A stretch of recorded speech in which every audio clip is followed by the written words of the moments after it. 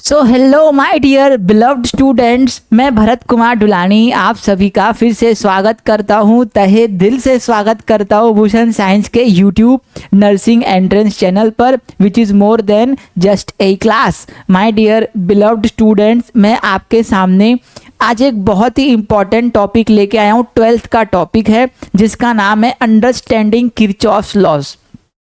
My dear students, Kirchhoff के दो law हैं जिसके बारे में अपन डिस्कशन करेंगे, पर मेरा ये वीडियो बनाने का मकसद ये है कि माय डियर स्टूडेंट्स, मैं आपको ये बताना चाहता हूँ क्या किरचॉफ लॉज एक्चुअल में कोई अलग लॉज हैं कि वो कुछ दूसरे सिमिलर लॉज से रिलेटेड हैं। माय डियर स्टूडेंट्स, आप इस वीडियो में अपन इस बेहतरीन चीज को अपन जानेंगे।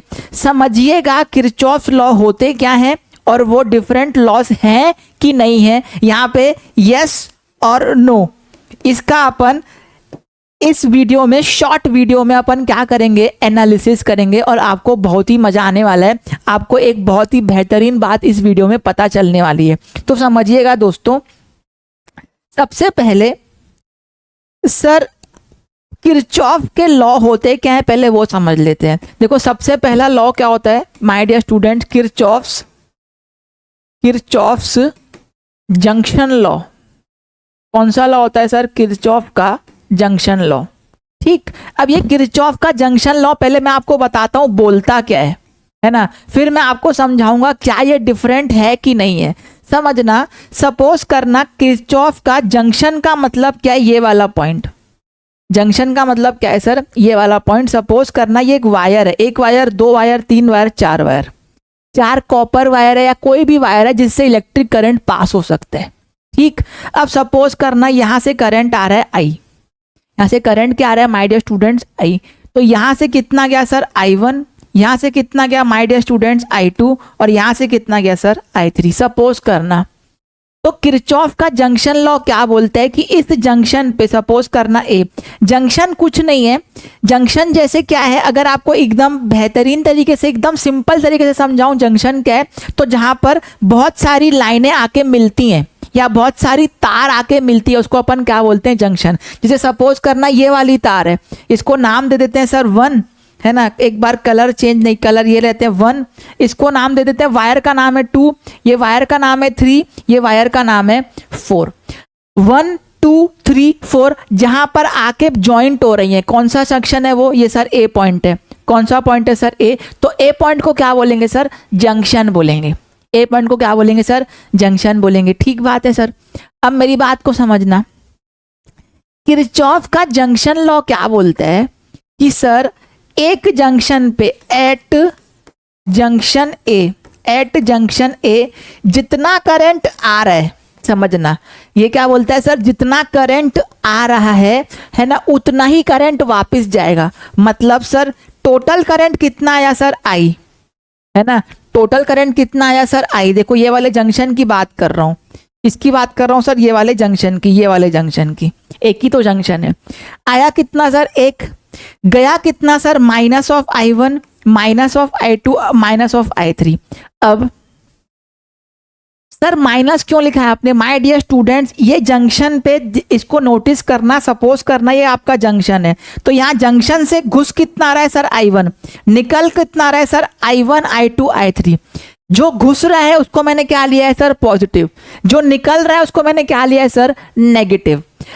किरचॉफ का जंक्शन लॉ क्या बोलता है कि जितना करंट आया और जितना करंट गया, सब मिला के क्या होना चाहिए माय डियर स्टूडेंट्स? जीरो होना चाहिए। क्या होना चाहिए सर? जीरो होना चाहिए। इसका मतलब, इसको और ऐसे शॉर्ट फॉर्म में क्या लिख सकते हैं सर माय डियर स्टूडेंट्स? ऐसे लिख सकते हैं, आई की वैल्यू क्या होगी sir? I1 plus I2 plus I3। जो मैं आपको बोल रहा था, ये करंट आया और ये सारा करंट माय डियर स्टूडेंट्स क्या हो गया? निकल गया। तो एक करंट घुसना और निकलना बराबर है। अब मेरी बात को समझना, ये कोई लॉ है, इसको अपने को समझना है कि एक्चुअल में कोई कॉमन सेंस है कि कुछ और चीज है। अगर आप ध्यान से देखोगे माय डियर स्टूडेंट्स, अगर यहां से करंट जा रहा है, इसका मतलब सर यहां से चार्ज फ्लो हो रहा होगा। सर बिल्कुल ठीक बात है भाई, करंट अगर जा रहा है तो उसके ऑपोजिट कौन जाता है सर? इलेक्ट्रॉन जाता है कि नहीं जाता है? सर बिल्कुल ठीक बात है। अब अगर चार्ज फ्लो हो रहा है ना। अगर इलेक्ट्रॉन इसमें जा रहा है, ऐसे जा रहा है इलेक्ट्रॉन, है ना, तो पॉजिटिव चार्ज कैसे जा रहा होगा, ऐसे।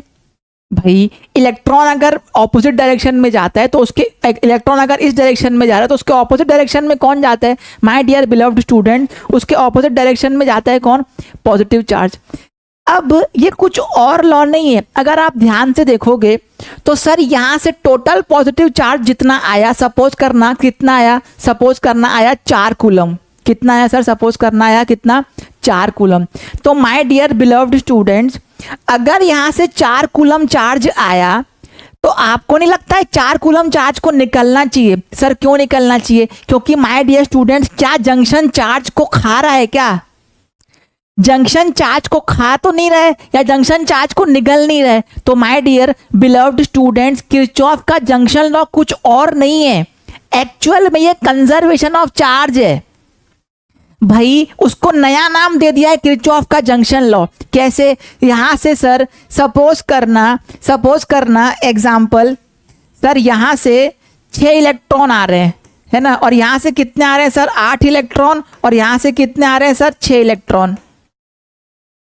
भाई I1 I2 I3 उधर जा रहा है तो 6 इलेक्ट्रॉन, सपोज करना इलेक्ट्रॉन का डायरेक्शन उल्टी डायरेक्शन में होगा।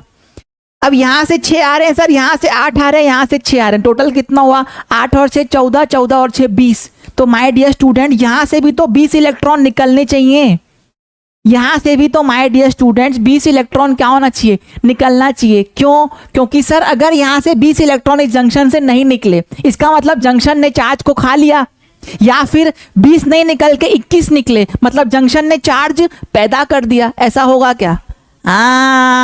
माय डियर बिलव्ड स्टूडेंट, ऐसा नहीं होगा। तो एक्चुअल में अगर आप ध्यान से देखोगे ना, तो किरचॉफ जंक्शन लॉ KJL, है ना, किरचॉफ क्या जंक्शन लॉ एक्चुअल में क्या है, इज ए सब्स्टिट्यूट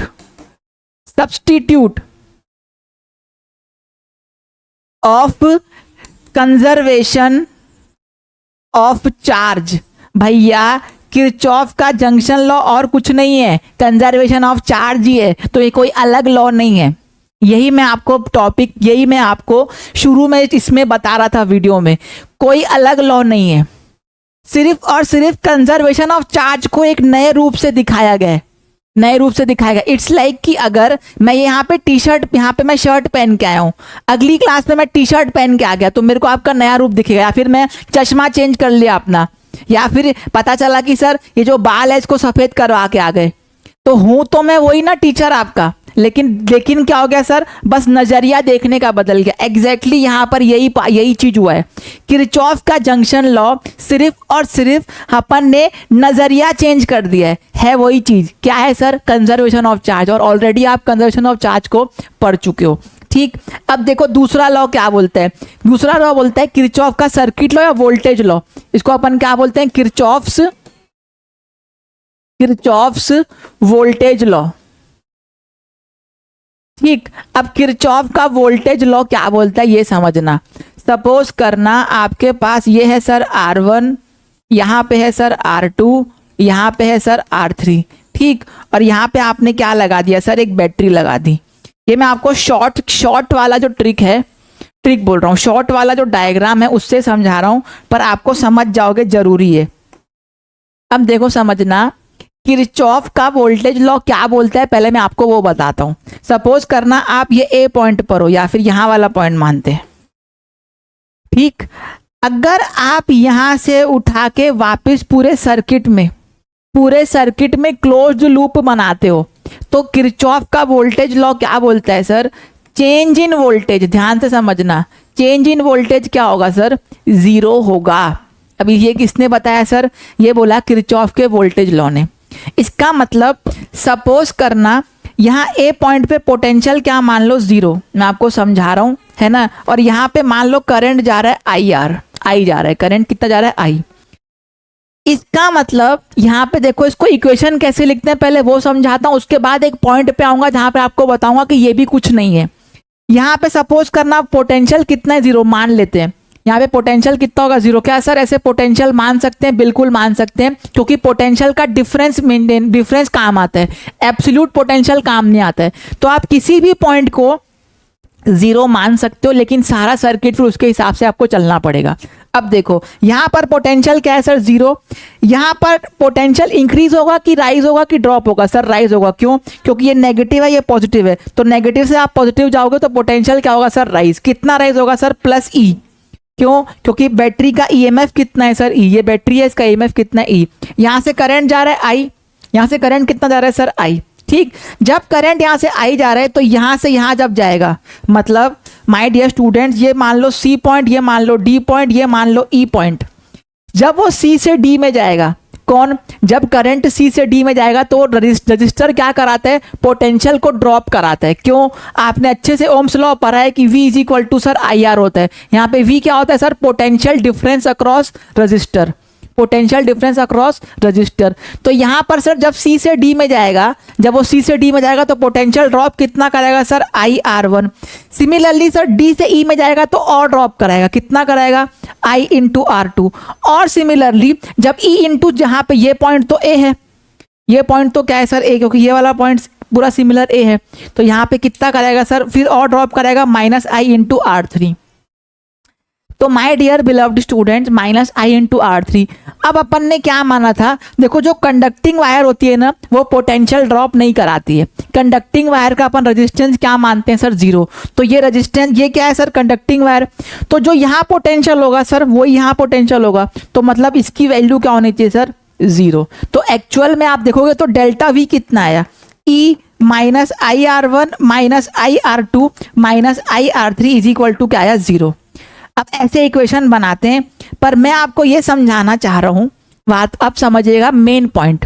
या आप इक्वेशन लिखना भी समझ गए भैया, समझना क्या किरचॉफ का वोल्टेज लॉ कुछ अलग चीज है, मैं बोलता हूं आपको नहीं। समझना कैसे?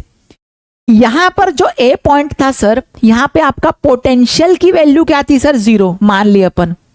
तो दोस्तों आपने अच्छे से पढ़ा है कि पोटेंशियल मतलब क्या होता है?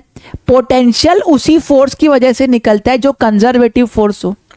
भैया पोटेंशियल की वैल्यू अपन कब लिखते हैं? जब अपन किसी फोर्स को कंजर्वेटिव मानते हैं। For suppose gravitational potential energy, gravitational potential, electrostatic potential, है ना, और स्प्रिंग पोटेंशियल। क्यों? क्योंकि ये सारे फोर्स क्या है सर? कंजर्वेटिव। और आपको अगर थोड़ा सा नॉलेज होगी तो आप ये बात समझ पाओगे, है ना, और आपको मेरे ख्याल से पता होगा कि कंजर्वेटिव फोर्सेस का वर्क, ध्यान से सुनना, कंजर्वेटिव फोर्सेस का वर्क किसी क्लोज्ड पाथ में क्या होता है सर? डेल्टा W क्या होता है सर? 0।